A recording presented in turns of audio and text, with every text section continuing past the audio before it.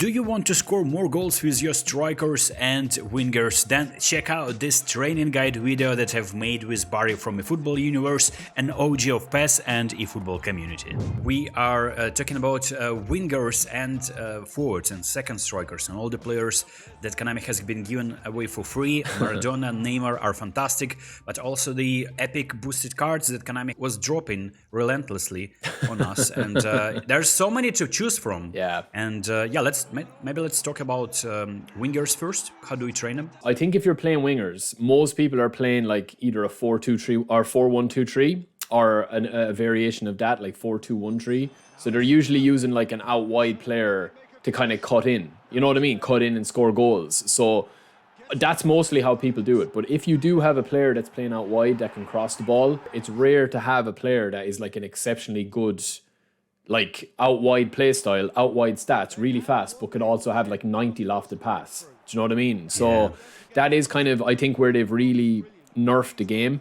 Like one player that we can look at, like the player of the weeks are always fun to look at because they kind of, this is how Konami train the players and what they give. If like you're using Saka as a benchmark, yeah, exactly. Like Saka can play multiple roles, like left back, left mid, right mid, but like he is down as an actual prolific winger. So if you're training him up, you're kind of replicating what the player of the weeks look like. You're getting high acceleration to beat a man, high balance to like kind of ride challenges, and then either shooting or passing, depending on whether you're going to cross balls in or you're going to cut in and shoot. But like I feel like at the moment, where it is at the moment, like for me, is like it's very hard to score across. I noticed that as well. It's people who have been relentlessly spamming signing crosses. I feel like it's not that easy. On the other hand, I feel like it's like the question whether the game is favoring your opponent or you at this moment. And I feel like I conceded goals from Romario jumping higher than my Van Dijk. Messi was jumping higher than Casemiro. I mean, anything can happen in this game. Obviously, Messi has scored a goal on Rio Ferdinand in the Champions League final. But that was like a little bit different moment where Messi had separation. In this game, you can try your best, you can stand as close as possible, and player won't jump. I don't know why poor coding, or maybe the game is favoring your opponent in that very moment. When you talk about strikers, it would be nice to have aerial superiority and heading to score a goal, but I don't even care about adding them physicality. And obviously, when you talk about wingers, even wingers are scoring headers in this game, so anything can happen. It's very hard to actually train a player to have really good lofted, like you're better off just kind of focusing completely on skills, like giving them like, you know, like proper skills to be able to train the cards that way rather than stats. I see a lot of people sometimes where they'll like play out wide players, like Son, for example, who we're looking at on screen here. Son is basically a finishing left winger. He's down as a left winger, but he's essentially playing through the middle the whole time, like Romario or Mbappe or Romaneggi or any of those. So like to turn Son into like an attacking option that's going to be crossing balls into you, you're better off not even playing him. You're better off just getting somebody that can cross the ball in. Do you know what I mean? So if you are training up wingers, you're either going to be using a prolific winger or probably a Roman flank. Prolific winger is going to hug the touchline. Roman flank is going to kind of cut in. If you are cutting in with them players, you need to have like high finishing. And most of the games, or most of the players, Konami does gear the training towards like cutting in with your wingers, kind of like, you know, Vinicius Jr. and how he plays for Real Madrid if he's playing on the left, or Rashford, how he plays for United, where he's a winger in terms of pace, but he's actually a centre forward, like he's a goal scorer that's coming in from an out wide position, or Mbappe, you know, how he plays for France kind of. So that's where they've got the game going there. Like if you are making the decision, I don't really recommend, even though this is coming from me who loves collar and loves heading goals in, I don't really recommend training your team to have like more than one crossing option in your squad, you know. So it's mostly built around, can you score goals from an out wide position and beat players, high acceleration, high balance, high tight possession, and then maybe high finishing if you like to score or cut in, you know. Oh yeah, speaking about wingers, I think when it comes out to training wingers, first and foremost you want to boost dexterity. That's how I start training the card. I just boost dexterity to an extent where I'm reaching like for me there's like the higher numbers the merrier, obviously, but 90 in acceleration, 90 in balance. And most importantly, it also boosts offense awareness. I feel like that is really crucial for strikers then. But when I'm building a winger, obviously it's nice to have a high offense awareness there, but I feel like building a winger, you get that, you get good dribbling abilities, obviously in mid-90s, and maybe good speed and acceleration. And then many people I've seen on mobile at least, they are like very, very good dribblers. They don't even give them passing or shooting. So finishing on a player like Isak, he's not a winger per se, but just like I've seen people give him 80 finishing, and it suits the gameplay where he's only there for a tap-in because everything was done by the winger. Winger just made his way into the box and dribbled past everyone. So if you, of course, expect a striker or like a winger to try and score a screamer from long range, obviously finishing is important, kicking power is important, and then it is lower body strength. And just like I feel like you need to get this balance, acceleration in high numbers, and then work from there for wingers. Well, you're right. Like that's perfect advice for people because like a lot of people will build up a squad and they'll have their winger that can kind of do it all. But they might have like a winger that's really highly rated or highly like, you know, boosted stats, but like they don't ever shoot with him, you know, so you'll be kind of questioning them whether you're worth playing out wide at all if you don't kind of cut in. Because essentially what you're trying to do with a winger is to spread the opposition, you know, because no matter how you play, the goals is in the middle of the pitch. You have to go back in to score. You can't score out wide, you know, unless you're going to be doing blitz curler or any of those OP sort of stuff. But like for all intents and purposes, you're right in what you're saying, Alex, is that like, I think of all the positions, like in all the videos, and obviously you did, you know, if people haven't seen it already, you did the defenders one up on your channel. We had the midfielders one then as well. If people haven't watched them yet, or they can go back and watch them whenever, they're well worth watching. Like the attackers, I feel, is probably the most important position because goals do define who wins the match. Do you know what I mean? Like you can just like not concede goals and be really solid defensively, but you still need to be able to score goals, like, you know, because otherwise you're just going to draw a load of games if you're brilliant defensively. And this game is so kind of like encouraging of goals being scored that like you have to get good at taking your chances. And I definitely think that wingers are kind of this is probably where the most complicated stat leveling comes in, that you have to be kind of like really favouring it towards your play style. I don't know what you think, but that's kind of my opinion on it, is that like, I feel like sometimes I've won matches against a really sweaty opponent because I've made a critical substitution at the right time of crossing balls in when he's not expecting it, when I've literally done 80 minutes of just ticky-tacky triangle quick counters, you know? And then you switch it up and you score a goal, or you'll take on somebody out wide, they'll open up the shot for you and you'll score a blitz curler with Salah and it can be the winning of a game for you. So that's my opinion, but then again, I'm very biased because I'm very like out wide based. I love having a 4-3-3 or a 4-2-1-3 and have kind of like one of your wingers to kind of like complement different attack patterns, if that makes sense.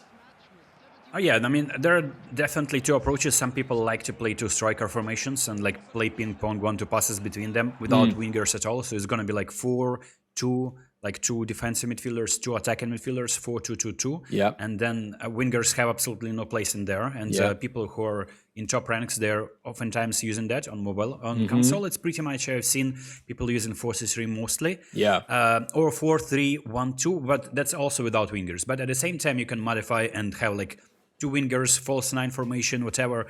In general, I think that building a winger is not really a challenge for me because I know that I'm making him agile, making him pacey, and obviously then I'm boosting the shooting. I think that when it comes down to adding additional skills and when you have saved a lot of skill tokens, apply them on dot players and then you can carry over them later using DGP's method when you legacy transfer them. And I think that this type of skills like outside curler, regardless of the position when your winger is playing, if he's really like oriented to take a shot or pass with his stronger foot and he's not even using his weaker foot, even if you're only going to be playing Salah on the right, he may pop up during the corner situation on the left side and then taking a curler with Salah. Obviously, I would not be ruining blitz Salah with outside curler. It might be actually not really good idea. But in general, right? In general, like outside curler is a nice skill to have. I would add also, and also I think that is relevant for strikers too. So outside curler, heel trick, just so that he can use this one-touch passing technique or maybe even finishing technique with his back of his feet and from awkward positions. That's so nice to have. I benefited from that so many times. It's just like lazy pass without you turning a player and it works because that heel trick, the player is not facing the direction he's passing to and he still manages to use his heel to perform a precise pass. Then obviously one-touch passing and through passing, And then acrobatic finishing, I think, is important, just not because you want to score overhead kicks, but also if you take a look at the description of the skill, it says that it helps you score from positions when your player is off balance. And still keeping that balance, and maybe in the action of a shot, you have higher chances to score. Obviously, first time shot is nice. Yeah. And maybe there are some other skills you can Yeah, suggest. I mean, I think, honestly, if you're, like, we talked about this, we kind of hinted at this in the last videos we did about the midfielders and defenders, but, like, I think the main reason why the attackers are so overpowered, and, like, why if you're good, like, a good attack will always beat a good defense in eFootball, because it's so animation driven. And that's why I would always have, even if my subs that I'm looking to bring on as an impact attacker, so you're talking about SS, or, you know, left wingers, right winger, or a centre forward, or else two centre forwards up front, whether it's a target man or a ball runner, I would try and have everything that you said there with my shooting players. So it doesn't matter if I never shoot that often with them. It's just to have that option there, that it's like, right, I have long range curler, I have outside curler. I mightn't shoot with that player, but I might score with somebody else. You know what I mean? But it's having that. One thing I would always try and do is, if you master double touch or ball roll, definitely try to get, you know, double touch, soul control, and flip flap. Get the three of them on if you're able to at all. You want similar players. So you want your left winger, your right winger, your SS, or your CF. Any of those four that you're playing. You want them all to kind of control and handle the same. So that if you pass the ball out wide to Rafael Leao, or you pass the ball out to Maradona, that you're able to do the same kind of attack patterns, just down different wings, so that you're not playing with, like, one clunky player that can't do ball roll, and then you're passing it to somebody like Neymar, who's the free Neymar, who's super slick and can do ball roll and just rinse people. I would try and have kind of like very similar players, but attack in different ways, if that makes sense. And then if that's not working, then you can bring on your target man, like free Ronaldo, Collar, Giroud, any of those players, you know, the new Pizarro, any of those. But yeah, no, I agree with you on the skills. I think it is. It's hard. It's harder. There's more left up to debate with the attackers. Also, speaking additional skills, I would say that maybe adding super subs for every player, even not. I mean, I think it's beneficial for midfielders to add in a super sub on those, so that you kind of like regret benching them less. So they might be. Obviously, I would suggest giving super subs to non-legendary players, because legendary players have their conditions set to B, so you will never be getting anything lower than yellow arrow, and that condition arrow is going to be giving you a boost. If it is not yellow, it is a green or a blue arrow, getting a slight increase to the stats. So as a legendary card, you would want to start with that card, because by default it can be in bad condition. But those players which can be in bad condition, you're benching them, but at the same time you're improving them with the super sub. So I did that. So I think I have like 6 super subs on my bench.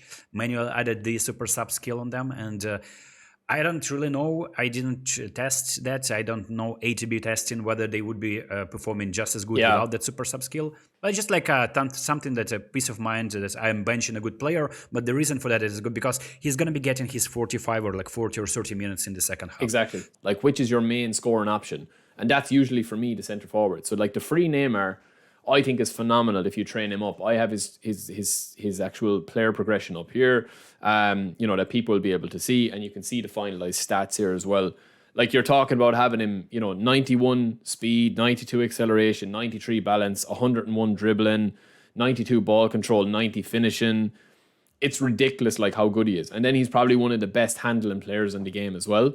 And there's no comparison between him and the likes of Collar, you know, or somebody that's a target man, you know, that you're going to be throwing lumping ball into, who's got like 101 heading and 101 physical contact. So that is probably the biggest decision you need to make when you're picking. Even if you're a newcomer, if you watch this video, you stumble on this video and you've watched a few videos on Alex's channel or my channel or whatever, and you're saying, who will I put up front? Like, the free Neymar is fantastic, but then you have Mbappe, you've any of those guys that are able to run with the ball. That's probably the biggest decision that you need to make, because you can't compare them. Like, if you are picking a run and gun centre forward, you're not going to do it with Collar. You're not going to do it with Giroud or any of those, Cristiano Ronaldo or any of those. You're going to pick Neymar. And again, it's the same thing, man. It's the same thing, rinse and repeat again. It's like, I think people overcomplicate it. Like, it's like, you know, I spoke to this one guy before and he was like, oh, every single player on my team, including the goalkeeper, have got one touch pass. but he wasn't like a passing type player. He was a very slow based possession player. So the one touch pass was completely lost on his players because it didn't suit his play style. Do you know, he was just kind of training them for one touch pass for no reason. It's the same way as putting double touch and soul control and ball and flip flap on a player that you don't dribble with, or shooting skills on a player that you don't shoot with. So yeah, I mean, I don't know who your favorite ever striker is, Alex. Mine is probably Romario. And he is just, in my opinion, the ultimate striker. But then probably second to that would probably be Collar. And they're both extremely different players. Do you know? They're very, very different players. Yeah. Like. Well, speaking of color, like, it depends on your playstyle. If you like to have a target man who is winning like even the goal kicks, right? If you're hoofing the ball into the middle of the park, who's going to be fighting for this? Mostly your attacking midfielders who are really short or like not really physical, your defensive midfielders if they happen to be there, or your striker, right? And if your striker is winning a header in a crucial area, in this part of the pitch where it's like close to the opponent's box, in between the center of the pitch and the opponent's box, and in this area where he is just playing, winning a header and laying that ball off with that header to a winger. It can instantly launch an attack and your winger can score a curler. But in general, I would say that the main stat, in my opinion, for a center forward is offensive awareness. So the striker can be slow, the striker can be bad at dribbling, but he can be really so good because he's going to be scoring goals for you, right? Exactly. And that's what you want. You don't want to perform special double touch with your striker, even though it's nice. Like I gave this to my Cristiano Ronaldo. It's like a baller move. He can do the step on skill control, and he can perform the special double touch for me. But it's not necessarily the wisest decision, because he's there to win headers mostly. He's there, he should be on paper, right? But the most important stat for a striker, in my opinion, is offensive awareness that helps the striker to find the space where he should be running and separate himself from defenders. So the higher offensive awareness is, you only need an attacking midfielder or any center midfielder who's going to be just spamming these through balls into the striker, and you're going to be scoring goals. So it can be like maybe one touch to receive the ball, second touch to take a shot. And who needs anything like physicality? Who needs pace? Who needs dribbling for this? It's just like maybe tight possession 80 and then you're good, and finishing 85, 90. So in this regard, I feel like attacking awareness is just like when I train my attackers, I want to boost it as high as possible. Haaland was one of the players at the start of the game when eFootball 23 was like out kind of first. Haaland, they brought out this really good Haaland card, and he was just a beast because the balance stat didn't really make any difference. But now the balance stat is so big that Haaland is unusable because his balance stat is so small, right? But like, I think if you're playing with somebody like Haaland, he's kind of the last touch of the ball before you take a shot. The game doesn't really reward those type of players unless you actually put the ball on top of their dome, like right on top of their head, and just let them knock it on. And you can see that from corners as well with the kind of the knock-on thing, the knock-on glitch or whatever, that people like knock on the ball from the front post and then knock it back for an easy tap in. Like I don't know how many assists I've got with Collar. Like it's so easy to do it with Collar because he's one of the tallest players in the game. If somebody's watching this video and you're struggling with Mbappe, you're struggling with Neymar, I would probably say that it's because you're trying to either, you know, like play them in a different way than they should be playing. So you're crossing balls into Neymar. He might score the odd one, as Alex says. You know, like Romario can outjump Van Dijk sometimes in this game because it's a bit crazy that way. But mostly, you'll deal with that if you're defending. And I'll take the odds of that I want somebody crossing the ball to Neymar rather than crossing the ball into Drogba. Most people don't really learn how to manually defend. So when you come up against somebody that is actually good at the game, the auto AI defendant doesn't actually cut it because you get so used to ripping it that it's very easy to do it. If you get a striker that you can play well with, like some people like kill me for saying, I don't rate Rafael Leao as high as I do Romario, but it's more kind of a personal preference. There's no downside to Leao compared to Romario. And in fact, stat by stat, there's no difference. Like Leao is probably outperforming Romario if you look at the stats, but I just play better with Romario. I know that if I have Romario in front of goal, 9 times out of 10, I'm going to pop it in and score. Rather than have Leao, who I might score 7 times out of 10 with. I trust Romario more. you know. So it's all about just a bit of personal preference as well, Alex, I suppose, you know. I agree with that. So I think we have covered pretty much every player, every position. The links to the videos will be in the description, maybe top comments pinned as well. So make sure to check them out. Make sure to subscribe to Barry as well. And if you enjoyed this video, make sure to drop a like, because we can see your engagement. If there is interest, we might be doing more. We might be doing like some kind of squad building for different playstyles. That is a very much requested topic as well. Yeah, man, definitely. Yeah, it's been good, man. It's been good. I think it's a good base for everybody to come back on, you know, today, a month. Like, obviously with the retraining, by the time these videos are up, you can always kind of change the meta. The meta is always going to like change slightly, but I still think like 95% of the information in these 3 videos across our 2 channels is going to be usable until at least eFootball 2025. We're going to be doing the builds to the best of our abilities. For me, it's more fun to build cards on my own rather than getting inspired by someone else. Yeah, so I agree. Now that you know what works in this game currently at this stage, in my opinion, in your opinion, and in general, like I've been observing many people playing this game on top level as well, and I've been absorbing the info. So I guess it works right now. So you can train your players, even if they're not featured in this video, using the same template pretty much. So yeah. It's been a pleasure, and yeah, hopefully I'll see you very soon. See you soon, man. Peace.